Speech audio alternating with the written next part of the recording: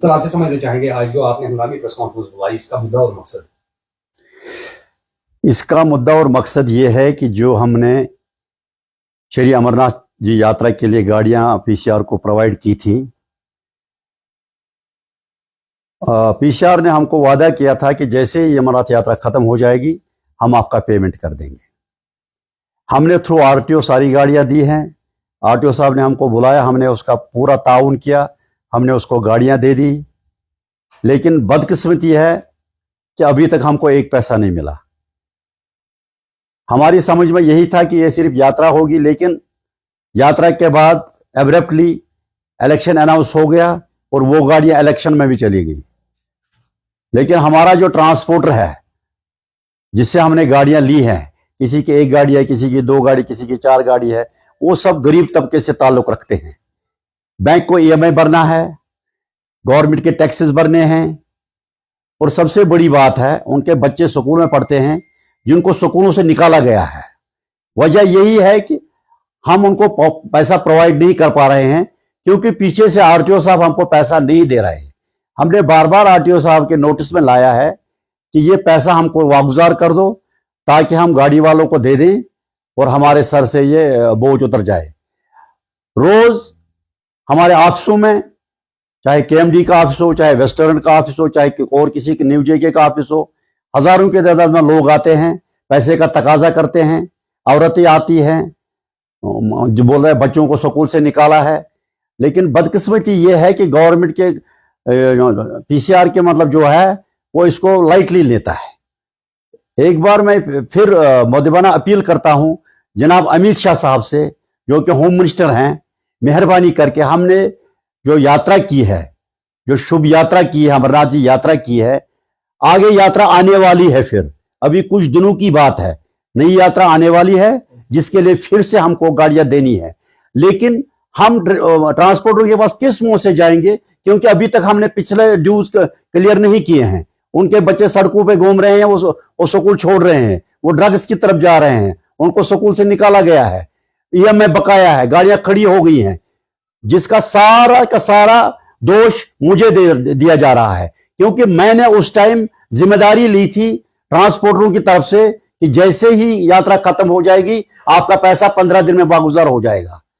मैं एक बार फिर अपील करता हूं जनाब होम मिनिस्टर ऑनरेबल शाह साहब से और जनाब एलजी साहब से कि हमारे तरफ ध्यान दिया जाए और हमारी ये जो पेमेंट है जो रुकी हुई है उसको बिलफोर वागुजार किया जाए, ताकि हम इन गरीबों में वो बांट दें और ये आगे ये यात्रा के लिए हम उनको तैयार कर दें। कितने ट्रांसपोर्टर्स इससे मुंसलिक हैं? इसके साथ कम से कम 8,000 से 10,000 फैमिलियां वाबस्ता हैं। किसी की एक गाड़ी है, किसी की दो गाड़ियां, किसी की तीन गाड़ियां हैं। 8 से 10,000 फैमिलियां इसके साथ वाबस्ता हैं, जिसमें ड्राइवर हजरात भी हैं, मालिक हजरात भी हैं, क्लीनर हजरात भी हैं और बाकी एजेंट हजरात भी हैं। बाकी सब इसके साथ मुंसलिक हैं, जिनका रोजी रोटी का यही एक जरिया होता है, जो हमारी वजह से रुक गया है उनको। लेकिन मैं अपनी गलती मान रहा हूं कि मैंने उस टाइम क्यों ये जिम्मेदारी ले ली। तो ये अमाउंट कितना होगा लगभग? अमाउंट टेंटेटिव ये होगा 100 करोड़ से 120 करोड़ तक होगा ये यात्रा और इलेक्शन का, जो हमारी तरफ से है। और भी बहुत सारी एजेंसियां हैं, उनका भी पैसा इसमें फंसा हुआ है।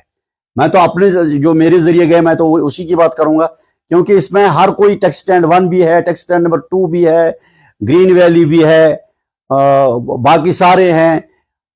हमारा तो केएमडी, वेस्टर्न बस स्टैंड और बाकी छोटी गाड़ियां हैं, और हमने बहुत सारी गाड़ियां जम्मू से लाई हैं और बहुत सारी गाड़ियां हिमाचल से लाई हैं, जिनका हमको अभी पेमेंट करना है। लेकिन बदकिस्मती यही है कि बार बार एश्योरेंस देने के बावजूद अभी तक, जब से यात्रा शुरू हुई है 6 जून से, एक पैसा नहीं मिला है। और यात्रा हमने बिल्कुल आसान तरीके से की है, वो आप बिल्कुल वेरीफाई कर सकते हैं कि हमने पुलिस वालों को अपनी कुर्सियों से हिलने नहीं दिया, हमने एक्स्ट्रा ट्रांसपोर्ट प्रोवाइड किया। जबकि पिछले 2 सालों में पुलिस सड़कों पे गश्त करके गाड़ियों को पकड़ पकड़ के ले जाती थी, उसे हमने उनको निजात दिला दी। लेकिन हमारी बदकिस्मती है या इन गरीब ट्रांसपोर्टरों की बदकिस्मती है, इनको पैसा वक्त पर नहीं मिल रहा है। तो एक बार फिर यात्रा शुरू होने जा रही है, क्या उसके लिए आपके साथ उन्होंने अप्रोच किया है? अगर अप्रोच किया है, कहा क्या? अगर नहीं किया है तो अगर अप्रोच करेंगे तो आपकी तरफ से किस तरह प्रकार का जवाब होगा? हमारा यही जवाब होगा कि पहले हम पिछला पेमेंट जो है वो क्लियर होना चाहिए, उसके बाद हम अगली यात्रा के लिए तैयार है। हम इनकार नहीं कर रहे हैं गाड़ी देने से, हम तैयार हैं हर वक्त। ये नेशनल ड्यूटी है, हम तैयार हैं, हम शाना बशाना तैयार हैं। हम जो रात को भी गाड़ी मांगे रात को भी देंगे, हर समय हमको गाड़ी देंगे। लेकिन हमारे साथ ये होना चाहिए, पहले पिछला पेमेंट क्लियर होना चाहिए और आगे जो एग्रीमेंट होगा उसका ये होना चाहिए कि 1 या 2 महीने के बाद हमको पैसा मिलना चाहिए, ताकि ये जो गरीब तबका है ये सफर करने से रह जाए। आखिर में जानना चाहेंगे, बताया गया था कि ईद के वक्त आपको ये पैसे मिलेंगे, लेकिन उसमें जम्मू वालों को दिया गया है जबकि आपको नहीं, उस पर क्या कहेंगे आप? हमको ये एश्योरेंस दिया गया कि आपको पैसा मिलेगा। कितना मिलेगा ये एश्योरेंस नहीं था, 10 करोड़ मिलेगा, 20 करोड़ मिलेगा, कितना मिलेगा। पूरे 7 बजे तक मेरे ऑफिस में कम से कम 3000 लोग ऊपर से नीचे तक, 3 मंजिला ऑफिस है मेरा, इंतजार करते रहे। और 7 बजे मैंने उनको हाथ जोड़ के माफी मांगी और उनको अपने दफ्तर से विदा किया। मेरी आंखों में आंसू आ गए कि मैं ये सोच के कि ये ऐसा हो रहा है कि जो गरीब तबका है इनको मैं ईद पे कोई मदद नहीं कर सकता। अब जितना मुझसे हो सका, कुछ लोग ज्यादा गरीब थे उनको तो मैंने थोड़ा बहुत कर दिया, लेकिन ये मेरे बस की बात भी नहीं है, ये मेरे लिमिट से भी बियॉन्ड है, क्योंकि ये 2 चीजें इकट्ठा हो गई हैं जिसकी वजह से हमको परेशानी है। हम गवर्नमेंट को, हम पीसीआर के लिए हमेशा तैयार हैं, हम ताउन करने के लिए तैयार है, खासकर यात्रा के लिए तैयार है हम, क्योंकि यात्रा जो होती है साल में एक बार होती है। इसके लिए हम जो हमारे जो ड्राइवर साहिबान हैं वो 24 घंटा ड्यूटी देते हैं, 24 घंटा 24 आवर्स प्रोसेस के साथ रहते हैं, उनको देखभाल भी करते हैं, वो खाना भी उन्हीं के साथ खाते हैं, उसके लिए हम शुक्रगुजार हैं उनके। लेकिन जो असल चीज है जिससे उनका घर चलेगा वो पैसा है, वो पैसा गवर्नमेंट दे ही नहीं रही है, पीसीआर दे नहीं रहा है, होम डिपार्टमेंट नहीं दे रहा है। तो मुझे समझ नहीं आता है कि कहां पर अड़चन है।